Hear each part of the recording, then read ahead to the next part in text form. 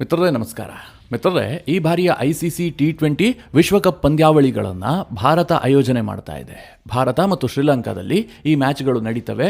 February 7ನೇ ತಾರೀಕಿಂದ March 8ರವರೆಗೆ ಈ ಟೂರ್ನಮೆಂಟನ್ನು ಆಯೋಜನೆ ಮಾಡಲಾಗಿದೆ. ಈ ಬಾರಿಯ T20 ವಿಶ್ವಕಪ್ ಅನ್ನು ಅದ್ದೂರಿಯಾಗಿ ನಡೆಸಬೇಕು ಅಂತ ಹೇಳಿ ಭಾರತ ಎಲ್ಲಾ ರೀತಿಯಲ್ಲೂ ಸಿದ್ಧತೆಯನ್ನು ಮಾಡಿಕೊಂಡಿತ್ತು.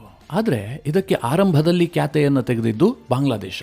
ಈಗ ಬಾಂಗ್ಲಾದೇಶಕ್ಕೆ ICC ಸರಿಯಾಗಿ ಏಟು ಕೊಟ್ಟಿದೆ. ಅವರಿಗೊಂದಷ್ಟು ಕನ್ವಿನ್ಸ್ ಮಾಡೋದಕ್ಕೆ ಯತ್ನ ಮಾಡಿದ್ರು, ಆದರೆ ಬಾಂಗ್ಲಾದೇಶ ಒಪ್ಕೊಂಡಿಲ್ಲ. ಅಂತಿಮವಾಗಿ ಬಾಂಗ್ಲಾದೇಶಕ್ಕೆ ಏನು ದಾರಿ ತೋರಿಸ್ಬೇಕೋ ಅದನ್ನು ICC ತೋರಿಸಿದೆ. ಇದಾಗ್ತಿದ್ದ ಹಾಗೆ ಮಿತ್ರರೇ, ಪಾಕಿಸ್ತಾನ ಬಾಲ ಬಿಚ್ಚಿದೆ. ನಾವು ಕೂಡ ಈ ಟೂರ್ನಮೆಂಟ್ನಲ್ಲಿ ಭಾಗಿಯಾಗೋದಿಲ್ಲ, ಬಾಯ್ಕಾಟ್ ಮಾಡ್ತೀವಿ, ಹೀಗೆಲ್ಲ ಬಿಕಾರಿ ಪಾಕಿಸ್ತಾನ ICCಗೆ ಧಮಕಿ ಹಾಕೋದಕ್ಕೆ ಶುರು ಮಾಡಿದೆ. ಇದು ಮಿತ್ರರೇ, ಭಾರತಕ್ಕೆ ಬಯಸದೆ ಲಾಡು ಬಂದು ಬಾಯಿಗೆ ಬಿದ್ದ ಹಾಗಾಗಿದೆ. ಯಾಕೆ ಕೇಳಿದ್ರೆ ICCಯ ಚೇರ್ಮನ್ ಆಗಿರೋದು ಯಾರು? ಜೈಶಾ. ಅವರು ಈಗಾಗಲೇ ಒಂದು ವೇಳೆ ಪಾಕಿಸ್ತಾನ ಏನಾದರೂ ಬಾಯ್ಕಾಟ್ ಮಾಡಿದ್ದೇ ಆದರೆ ಪಾಕಿಸ್ತಾನದ ಮೇಲೆ ಯಾವ ರೀತಿ ಬಾಂಬ್ ಹಾಕಬೇಕು ಅಂತ ರೆಡಿ ಮಾಡಿ ಇಟ್ಕೊಂಡಿದ್ದಾರೆ. Plan A, plan B, plan C ಎಲ್ಲದೂ ಕೂಡ ಸಿದ್ಧವಾಗಿದೆ. ಪಾಕಿಸ್ತಾನ ಪತರಗುಟ್ಟು ಹೋಗಿದೆ. ಮಿತ್ರರೇ, ಇದು ಬಹಳ ಇಂಟ್ರೆಸ್ಟಿಂಗ್ ಆದಂತಹ ವಿಚಾರ. ಪಾಕಿಸ್ತಾನ ತನ್ನದಲ್ಲದಂತಹ ವಿಚಾರಕ್ಕೆ ಮೂಗು ತೂರಿಸೋದಕ್ಕೆ ಹೋಗಿ ಈಗ ಅಡಕತ್ರಿಯಲ್ಲಿ ಸಿಕ್ಕಾಕೊಂಡಿದೆ. ಅವರಿಗೀಗ ಪ್ರೆಸ್ಟೀಜ್ ಪ್ರಶ್ನೆ. ಒಂದು ವೇಳೆ ತಾನು ಆಡಿದಂತಹ ಮಾತಿಗೋಸ್ಕರವಾಗಿ ಈಗ ICC T20 ವರ್ಲ್ಡ್ ಕಪ್ ಅನ್ನು ಬಾಯ್ಕಾಟ್ ಮಾಡಿದ್ದೇ ಆದರೆ ಪಾಕಿಸ್ತಾನ ದೊಡ್ಡ ಸಂಕಷ್ಟಕ್ಕೆ ಸಿಕ್ಕಾಕೊಳ್ಳುತ್ತೆ. ಆ ರೀತಿಯಾದಂತಹ ಒಂದು ಪ್ಲಾನ್ ರೆಡಿಯಾಗಿದೆ. ಇದೆಲ್ಲದರ ಬಗ್ಗೆ ಈ ವಿಡಿಯೋದಲ್ಲಿ ನಿಮಗೆ ಡೀಟೇಲ್ ಆಗಿ ತಿಳಿಸ್ಕೊಡ್ತೀನಿ. ಈ ವಿಡಿಯೋನ ಕೊನೆವರೆಗೂ ಮಿಸ್ ಮಾಡದೆ ನೋಡಿ. ಮಿತ್ರರೇ, ನಿಮಗೆಲ್ಲ ಗೊತ್ತೇ ಇದೆ ICC T20 ವಿಚಾರದಲ್ಲಿ ಬಾಂಗ್ಲಾದೇಶ ಯಾಕೋಸ್ಕರವಾಗಿ ರಗಳೆ ಆರಂಭಿಸಿತು ಅಂತ. ಭಾರತದಲ್ಲಿ ನಡೆಯುವಂತಹ IPL ಪಂದ್ಯಾವಳಿಗೆ, ಅದರಲ್ಲೂ KKR ಟೀಮ್ಗೆ ಬಾಂಗ್ಲಾದೇಶದ ಸ್ಪೀಡ್ ಬೌಲರ್ ಆದಂತಹ ಮುಸ್ತಫಿಜುರ್ ರೆಹಮಾನ್ ಆಯ್ಕೆಯಾಗಿದ್ರು. ಬಹಳ ದುಬಾರಿ ಹಣ ಕೊಟ್ಟು KKR ಮುಸ್ತಫಿಜುರ್ರನ್ನು ಖರೀದಿ ಮಾಡಿತ್ತು. ಆದರೆ ಬಾಂಗ್ಲಾದೇಶದಲ್ಲಿ ನಿರಂತರವಾಗಿ ಹಿಂದೂಗಳ ಹತ್ಯೆ ಆಗೋದಕ್ಕೆ ಶುರುವಾಯ್ತಲ್ಲ, ಭಾರತದಲ್ಲಿ ಒತ್ತಡ ಜಾಸ್ತಿ ಆಯಿತು. KKR ಟೀಮ್ ಮ್ಯಾನೇಜ್ಮೆಂಟ್ ಯಾಕೋಸ್ಕರವಾಗಿ ಬಾಂಗ್ಲಾದೇಶದ ಪ್ಲೇಯರ್ಗೆ ಹಣ ಕೊಟ್ಟು ಖರೀದಿ ಮಾಡಿದೆ. ಕೋಟ್ಯಾಂತರ ರೂಪಾಯಿ ಯಾಕೆ ನಾವು ಅವ್ರಿಗೆ ಕೊಡಬೇಕು? ಅಲ್ಲಿ ನಮ್ಮ ಹಿಂದೂಗಳ ಮೇಲೆ ದೌರ್ಜನ್ಯ ಆಗ್ತಾ ಇದೆ, ಅತ್ಯಾಚಾರ ಆಗ್ತಾ ಇದೆ, ಇದು ಸರಿಯಲ್ಲ ಅಂತ ಸೋಷಿಯಲ್ ಮೀಡಿಯಾದಲ್ಲಿ ದೊಡ್ಡ ಅಭಿಯಾನವೇ ನಡೆದು ಹೋಯಿತು. ಇದರಿಂದಾಗಿ KKR ಟೀಮ್ ಮ್ಯಾನೇಜ್ಮೆಂಟ್ ಬಹಳ ಒತ್ತಡಕ್ಕೊಳಗಾಗಿ ಮುಸ್ತಫಿಜುರ್ ರೆಹಮಾನ್ರನ್ನ ಕೈ ಬಿಡ್ತು. ಈ ಬಾರಿ IPLನಲ್ಲಿ ನಾವು ಅವರನ್ನು ಆಡಿಸೋದಿಲ್ಲ, ನಾವು ಅವರನ್ನು ಹೊರ ಹಾಕಿದ್ದೀವಿ ಅಂತ KKR ಟೀಮ್ ಘೋಷಣೆ ಮಾಡ್ತು. ಇದು ಬಾಂಗ್ಲಾದೇಶದವರಿಗೆ ಈಗೋ ಹರ್ಟ್ ಮಾಡ್ತು. ಕಾರಣ ಏನು ಕೇಳಿದ್ರೆ, ಬಾಂಗ್ಲಾದೇಶದವರು KKR team Mustafizur KKR team ಪಾಲಾಗ್ತಿದ್ದ ಹಾಗೆ ಅವರಿಗೆ ದುಬಾರಿ ಹಣ ಸಿಕ್ತು ಅಂತ ಹೇಳಿ ಸಂಭ್ರಮಾಚರಣೆ ಮಾಡಿದ್ರು. ಸೋಷಿಯಲ್ ಮೀಡಿಯಾದಲ್ಲಿ ಉದ್ದುದ್ದ ಸಾಲುಗಳನ್ನು ಬರೆದು ಪೋಸ್ಟ್ ಮಾಡಿದ್ರು. ಆದ್ರೆ ಈಗ KKR ಟೀಮ್ ಅವರನ್ನು ಹೊರ ಹಾಕ್ತಲ್ಲ, ಇದು ಬಾಂಗ್ಲಾದೇಶಿಗರ ಆಕ್ರೋಶಕ್ಕೆ ಕಾರಣ ಆಯಿತು. ಅದರಲ್ಲೂ ಮುಖ್ಯವಾಗಿ ಅಲ್ಲಿನ ಸರ್ಕಾರ ಇದನ್ನು ಬಹಳ ಸೀರಿಯಸ್ ಆಗಿ ತೆಗೆದುಕೊಳ್ತು. ಅಂದರೆ ಮೊಹಮ್ಮದ್ ಯೂನಿಸ್ನ ಸರ್ಕಾರ. ಅವ್ರೇನು ಮಾಡ್ತಾರೆ ಗೊತ್ತಾ? ICC T20 ವಿಶ್ವಕಪ್ ಅನ್ನು ಭಾರತ ಆಯೋಜನೆ ಮಾಡ್ತಾ ಇದೆಯಲ್ಲ, ಇದಕ್ಕೆ ಸ್ವಲ್ಪ ತಗಾದೆ ತೆಗೆಯೋಣ ಅಂತೇಳಿ ICCಗೆ ಒಂದು ಪತ್ರ ಬರೀತಾರೆ. ಆ ಪತ್ರದಲ್ಲಿ ಬಾಂಗ್ಲಾದೇಶದ ಕ್ರಿಕೆಟ್ ಬೋರ್ಡ್ ಏನು ಹೇಳುತ್ತೆ ಕೇಳಿದ್ರೆ, ನಮ್ಮ ಆಟಗಾರರನ್ನ ICC T20 ವಿಶ್ವಕಪ್ಗೋಸ್ಕರವಾಗಿ ಭಾರತ ಕಳುಹಿಸೋದಕ್ಕೆ ನಮಗೆ ಭಯ ಆಗ್ತಾ ಇದೆ. ಯಾಕೆ ಅಂತಂದರೆ ಅಲ್ಲಿ ನಮ್ಮ ಆಟಗಾರರಿಗೆ, ನಮ್ಮ ಪತ್ರಕರ್ತರಿಗೆ, ಹಾಗೆ ಬಾಂಗ್ಲಾ ಮ್ಯಾಚ್ಗಳನ್ನು ನೋಡೋದಕ್ಕೆ ಬರುವವರಿಗೆ ಥ್ರೆಟ್ ಇದೆ. ಅಲ್ಲಿ ಭದ್ರತೆಯ ಇಶ್ಯೂ ಇದೆ. ಹೀಗಾಗಿ ಬಾಂಗ್ಲಾದೇಶದ ಮ್ಯಾಚ್ಗಳನ್ನು ಸ್ಥಳಾಂತರ ಮಾಡಿ, ಪಾಕಿಸ್ತಾನಕ್ಕೆ ಹೇಗೆ ನೀವು ಕೊಲಂಬೋದಲ್ಲಿ ಆಯೋಜನೆ ಮಾಡ್ತಾ ಇದ್ದೀರೋ ಅದೇ ರೀತಿಯಾಗಿ ಬಾಂಗ್ಲಾದೇಶದ ಮ್ಯಾಚ್ಗಳನ್ನು ಕೂಡ ಭಾರತದಿಂದ ಬೇರೆ ಕಡೆಗೆ ಶಿಫ್ಟ್ ಮಾಡಿ ಅಂತ ಅವರು ಡಿಮ್ಯಾಂಡ್ ಇಡ್ತಾರೆ. ಸಾಮಾನ್ಯವಾಗಿ ಬಾಂಗ್ಲಾದೇಶದಿಂದ ಈ ಒಂದು ಡಿಮ್ಯಾಂಡ್ ಬರ್ತಿದ್ದ ಹಾಗೆ ICC ಇದನ್ನು ಸಾರಾಸಗಟಾಗಿ ತಳ್ಳಿ ಹಾಕಬಹುದಿತ್ತೇನೋ. ಆದರೆ ICC ಹಾಗೆ ಮಾಡಿಲ್ಲ. ಬಾಂಗ್ಲಾದೇಶದವರಿಗೆ ಕನ್ವಿನ್ಸ್ ಮಾಡೋದಕ್ಕೆ ಸಾಕಷ್ಟು ಪ್ರಯತ್ನ ಮಾಡುತ್ತೆ.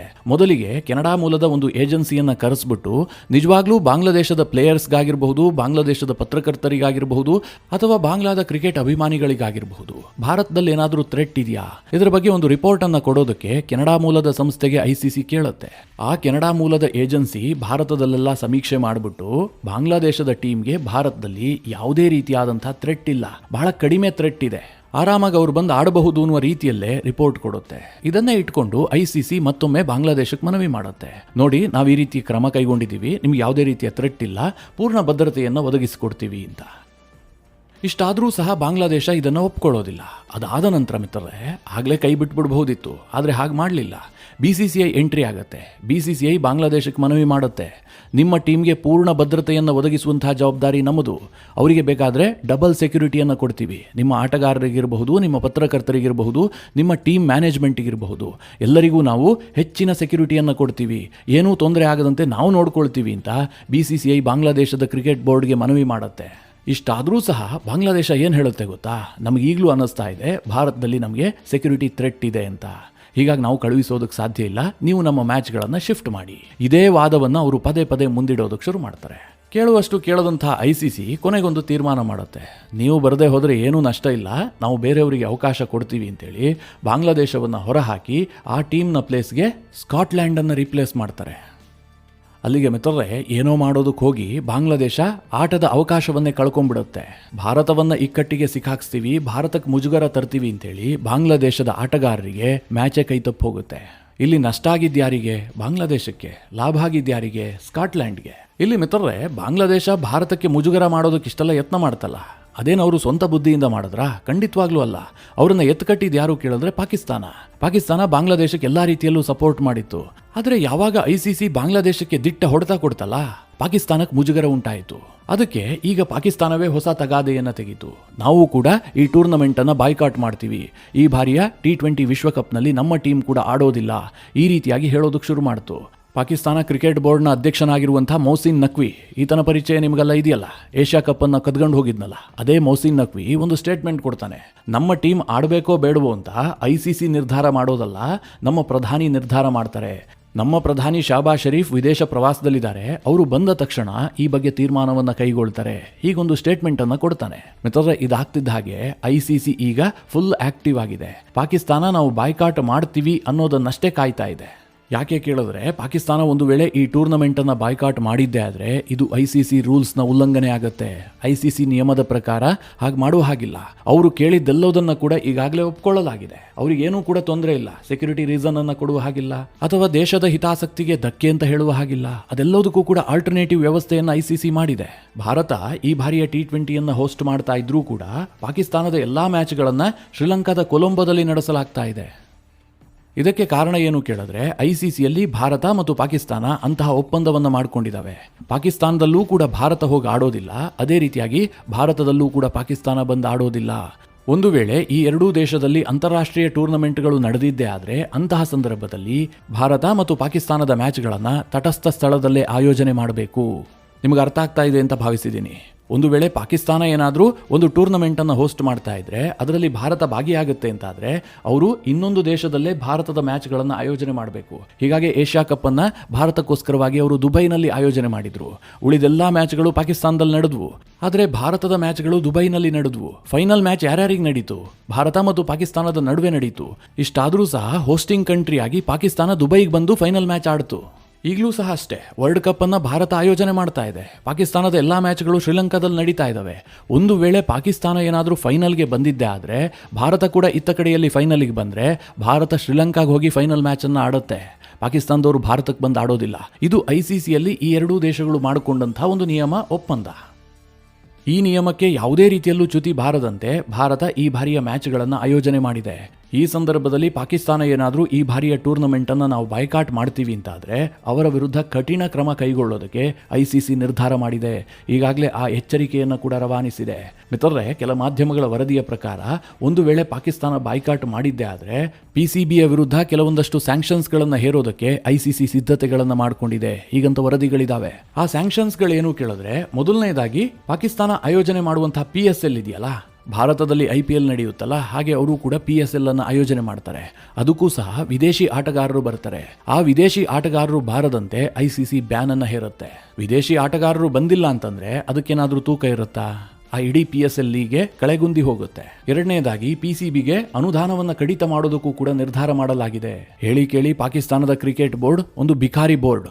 ಅವರ PSL ಲೀಗ್ನಲ್ಲಿ ಎಂತೆಂತಹ ಮ್ಯಾನ್ ಆಫ್ ದ ಮ್ಯಾಚ್ ಕೊಟ್ಟರು, ಯಾವ ರೀತಿಯಾಗಿ ಟ್ರೋಫಿಗಳನ್ನು ಕೊಟ್ಟರು ಅಂತೆಲ್ಲ ಜಗತ್ತೇ ನೋಡಿದೆ. ಅಂತಹದ್ರಲ್ಲಿ ಈಗ ICC ಕೂಡ PCBಗೆ ಯಾವುದೇ ರೀತಿಯಲ್ಲೂ ದೇಣಿಗೆ ಕೊಡೋದಿಲ್ಲ ಅಂತ ನಿರ್ಬಂಧ ಹೇರಿದ್ದೆ ಆದರೆ PCB ಟೋಟಲಿ ಕೊಲ್ಯಾಪ್ಸ್ ಆಗಿ ಹೋಗುತ್ತೆ. ಹಾಗೆ PSLಗೆ ಅಂತಾರಾಷ್ಟ್ರೀಯ ಮಾನ್ಯತೆಯನ್ನು ಕೂಡ ರದ್ದು ಮಾಡೋದಕ್ಕೂ ಕೂಡ ನಿರ್ಧಾರ ಮಾಡಲಾಗಿದೆ. ಇದರಿಂದಾಗಿ ಹೊರಗಡೆಯ ಬ್ರ್ಯಾಂಡ್ಗಳು ಅದಕ್ಕೆ ದೇಣಿಗೆಯನ್ನು ಕೊಡೋದಿಲ್ಲ, ಅದು ಕೂಡ PCBಗೆ ಲಾಸ್ ಆಗುತ್ತೆ. ಇದಿಷ್ಟು ಮಾತ್ರ ಅಲ್ಲ, ಏಷ್ಯಾ ಕಪ್ನಿಂದಲೂ ಕೂಡ PCBಯನ್ನು ಹೊರಹಾಕೋದಕ್ಕೆ, ಅಂದರೆ ಪಾಕಿಸ್ತಾನ ಟೀಮನ್ನು ಹೊರಹಾಕೋದಕ್ಕೆ ICC ನಿರ್ಧಾರ ಮಾಡ್ತಾ ಇದೆ. ಜೊತೆಗೆ ಪಾಕಿಸ್ತಾನದೊಂದಿಗೆ ಯಾವುದೇ ದ್ವಿಪಕ್ಷೀಯ ಸರಣಿಗಳನ್ನು ಆಯೋಜನೆ ಮಾಡೋದಿಲ್ಲ ಅಂತ ICC ಎಚ್ಚರಿಕೆಯನ್ನು ಕೊಟ್ಟಿದೆ. ಹೀಗೇನಾದರೂ ಆಗಿದ್ದೇ ಆದರೆ PCB ಅಸ್ತಿತ್ವದಲ್ಲಿರೋದಕ್ಕೆ ಸಾಧ್ಯವಾ ಅಂತ ನೀವೇ ಯೋಚನೆ ಮಾಡಿ. ಈಗಾಗಲೇ ಬಾಂಗ್ಲಾದೇಶವನ್ನು ಎತ್ತಿ ಕಟ್ಟಿ ಆ ಟೀಮನ್ನು ಬರ್ಬಾದ್ ಮಾಡಿ ಹಾಕಿದ್ರು. ಅಲ್ಲಿನ ಆಟಗಾರರು T20 ಅಂತಹ ಪ್ರತಿಷ್ಠಿತ ಸರಣಿಯಲ್ಲಿ ಆಡೋದಕ್ಕೆ ಕನಸು ಕಾಣ್ತಾ ಇದ್ರು. ಮಿತ್ರರ, ಎಲ್ಲರಿಗೂ ಕೂಡ ಅದೊಂದು ಆಸೆ ಇದ್ದೇ ಇರುತ್ತೆ ಅಲ್ವಾ? ಕ್ರೀಡಾಪಟುಗಳಿಗೆ ಅದಕ್ಕಿಂತ ದೊಡ್ಡದು ಇನ್ನೇನಿರುತ್ತೆ? ಕ್ರೀಡಾಪಟುಗಳಿಗೆ ಈ ರಾಜಕೀಯ ಎಲ್ಲ ಬೇಕಾಗಿರೋದಿಲ್ಲ. ಆದರೆ ಪಾಕಿಸ್ತಾನ ಬಾಂಗ್ಲಾದೇಶವನ್ನು ಎತ್ತು ಕಟ್ಟಿಬಿಟ್ಟು ಅಲ್ಲಿನ ದಡ್ಡ ಶಿಖಾಮಣಿ ಸರ್ಕಾರವನ್ನ ಬಲಿಕಾ ಬಕ್ರಾ ಮಾಡಿಬಿಡ್ತು. ಈಗ ತಾನೂ ಸಹ ಬಾಂಗ್ಲಾದೇಶಕ್ಕೆ ಬೆಂಬಲ ಕೊಟ್ಬಿಟ್ಟು ಭಾರತದ ಮೇಲೆ ಒತ್ತಡ ಹೇರ್ತೀನಿ ಅಂತ ಹೇಳಿ ಬಾಯ್ಕಾಟ್ ಧಮ್ಕಿಯನ್ನ ಹಾಕಿ ತಾನೇ ಸಂಕಷ್ಟಕ್ಕೆ ಸಿಕ್ಕಾಕೊಂಡಿದೆ. ಒಂದು ವೇಳೆ ಮಿತ್ರರೇ ಪಾಕಿಸ್ತಾನ ಏನಾದರೂ ಬಾಯ್ಕಾಟ್ ಮಾಡ್ತು ಅಂತಾದ್ರೆ ಅದನ್ನ ನೀವು ಬೇಕಾದ್ರೆ ಪಾಕಿಸ್ತಾನ ಕ್ರಿಕೆಟ್ನ ಅಂತ್ಯ ಅಂತ ಅಂದುಕೊಳ್ಬಹುದು. ತಪ್ಪೇನಿಲ್ಲ. ಅಂತಹ ಪರಿಸ್ಥಿತಿ PCBಗೆ ನಿರ್ಮಾಣ ಆಗೇ ಆಗತ್ತೆ. ಈ ಹಿಂದೆ ಬಾಂಗ್ಲಾದೇಶದ ವಿಚಾರವನ್ನು ಪ್ರಸ್ತಾಪ ಮಾಡಿದಂತಹ ಸಂದರ್ಭದಲ್ಲಿ ಕೆಲವರು ಕಮೆಂಟ್ ಹಾಕಿದ್ರು, BCCI ಕೂಡ ಸ್ವಲ್ಪ ದಬ್ಬಾಳಿಕೆ ಮಾಡುತ್ತೆ, ನಾನು ನಡೆದಿದ್ದೇ ಹಾದಿ ಎನ್ನುವಂತಹ ಧೋರಣೆ ಸರಿಯಲ್ಲ, ಕ್ರಿಕೆಟ್ನಲ್ಲಿ ರಾಜಕೀಯವನ್ನು ತರಬಾರದು ಅಂತ. ಆ ರೀತಿಯ ಅಭಿಪ್ರಾಯ ತಪ್ಪು ಅಂತ ನಾನು ಹೇಳೋದಿಲ್ಲ. ಆದರೆ ಬಾಂಗ್ಲಾದೇಶದ ವಿಚಾರದಲ್ಲಿ BCCI ದಬ್ಬಾಳಿಕೆ ಮಾಡಿಲ್ಲ. ಬಾಂಗ್ಲಾದೇಶಕ್ಕೆ ಕನ್ವಿನ್ಸ್ ಮಾಡುವಂತಹ ಎಲ್ಲಾ ಪ್ರಯತ್ನವನ್ನು ಕೂಡ ಮಾಡಿದೆ. ಜೊತೆಗೆ BCCI ಇದು ನಡೆಯುತ್ತೆ ಅಂತ ಹೇಳೋದಕ್ಕೆ BCCI ಆ ಪೊಸಿಷನ್ನಲ್ಲಿದೆ. ಇವತ್ತು ವಿಶ್ವದ ರಾಜಕಾರಣವನ್ನು ಕಂಟ್ರೋಲ್ ಮಾಡ್ತಿರೋದು ಯಾರು? ಅಮೆರಿಕ ಯಾರಿಗೆ ಬೇಕಾದರೂ ಧಮ್ಕಿ ಹಾಕತ್ತೆ, ಏನು ಬೇಕಾದರೂ ಮಾಡುತ್ತೆ. ಅಮೆರಿಕನ್ ಕೇಳೋದಕ್ಕೆ ಸಾಧ್ಯವಾ? ಯಾಕೆ ಕೇಳಿದ್ರೆ ಅಮೆರಿಕ ಬಳಿಯಲ್ಲಿ ಆ ಸಾಮರ್ಥ್ಯ ಇದೆ. ಇವತ್ತು ವಿಶ್ವಕ್ಕೆ ಅಮೆರಿಕ ಹಿರಿಯಣ್ಣ ಅನ್ನುವಂಥ ಪಟ್ಟವನ್ನು ಗಳಿಸಿಕೊಂಡಿದೆಯಲ್ಲ, ಅದೇ ರೀತಿಯಾಗಿ ಕ್ರಿಕೆಟ್ ದುನಿಯಾಗೆ BCCIನೇ ಹಿರಿಯಣ್ಣ. BCCIನ ಬೆದರಿಸೋದಕ್ಕೆ ಯಾರಿಂದಲೂ ಸಾಧ್ಯ ಇಲ್ಲ. ಇದಕ್ಕೆ ಕಾರಣ ಏನು ಕೇಳಿದ್ರೆ ಕ್ರಿಕೆಟ್ಗೊಂದು ಬ್ರ್ಯಾಂಡ್ ಅನ್ನು ಕೊಟ್ಟಿದ್ದೇ ಭಾರತ. ಇವತ್ತು ಕ್ರಿಕೆಟ್ ಪ್ರಸಾರ ಆಗ್ತಿದ್ರೆ ಅತಿ ಹೆಚ್ಚು ವೀಕ್ಷಣೆ ಬರೋದು ಎಲ್ಲಿಂದ? ಭಾರತದಿಂದಲೇ ತಾನೇ. ಒಂದು ಮ್ಯಾಚ್ ನಡೀತಾ ಇದೆ ಅಂತಂದ್ರೆ ಕೋಟ್ಯಾಂತರ ಜನ ಅದನ್ನ ವೀಕ್ಷಣೆ ಮಾಡ್ತಾರೆ. ಹೀಗಾಗಿ ಪ್ರಸಾರದ ಹಕ್ಕು ಸಾವಿರಾರು ಕೋಟಿಗೆ ಸೇಲ್ ಆಗತ್ತೆ. ಅಷ್ಟೇ ಅಲ್ಲ, ಬ್ರ್ಯಾಂಡ್ಗಳು ಟೈಅಪ್ ಆಗೋದು ಕೂಡ ಭಾರತದಲ್ಲೇ. ಬೇರೆ ಕಡೆ ಆಗೋದಿಲ್ಲ ಅಂತೇನಿಲ್ಲ, ಬಹಳ ಚಿಕ್ಕ ಪುಟ್ಟದಾಗ ಆಗತ್ತೆ. ಭಾರತದಲ್ಲಿ ಸಾವಿರಾರು ಕೋಟಿಯ ವ್ಯವಹಾರ ನಡೆಯುತ್ತೆ. ಹೀಗಾಗಿ ICCಗೂ ಕೂಡ ಭಾರತವೇ ಬೇಕು, ಭಾರತದ ಟೀಮ್ ಆಡಲೇಬೇಕು. ನೀವು ಬಾಂಗ್ಲಾ ಪಾಕಿಸ್ತಾನದ ಮ್ಯಾಚ್ಗಳನ್ನು ಆಡಿಸಿ ICC ದುಡ್ಡು ಮಾಡೋದಕ್ಕೆ ಸಾಧ್ಯವಾ? ಆದರೆ ಈ ಬಿಕಾರಿ ಪಾಕಿಸ್ತಾನದವಕ್ಕೆ ಇನ್ನೂ ಕೂಡ ಇದು ಅರ್ಥ ಆಗಿಲ್ಲ. ನಾವು BCCIನ ಸಿಕ್ಕಾಕ್ಸ್ತೀವಿ ಅಂತ ಬಾಂಗ್ಲಾದೇಶವನ್ನು ಎತ್ತು ಕಟ್ಟಿ ಈಗ ತಾವು ಸಂಕಷ್ಟಕ್ಕೆ ಸಿಕ್ಕಾಕೊಂಡಿದ್ದಾರೆ. ಮಿತ್ರರೇ, ಈ ಎಲ್ಲ ವಿಚಾರಗಳ ಕುರಿತಾಗಿ ನಿಮ್ಮ ಅನಿಸಿಕೆ ಅಭಿಪ್ರಾಯಗಳೇನು? ಕಮೆಂಟ್ ಮಾಡುವ ಮೂಲಕ ನಮಗೆ ತಿಳಿಸಿ.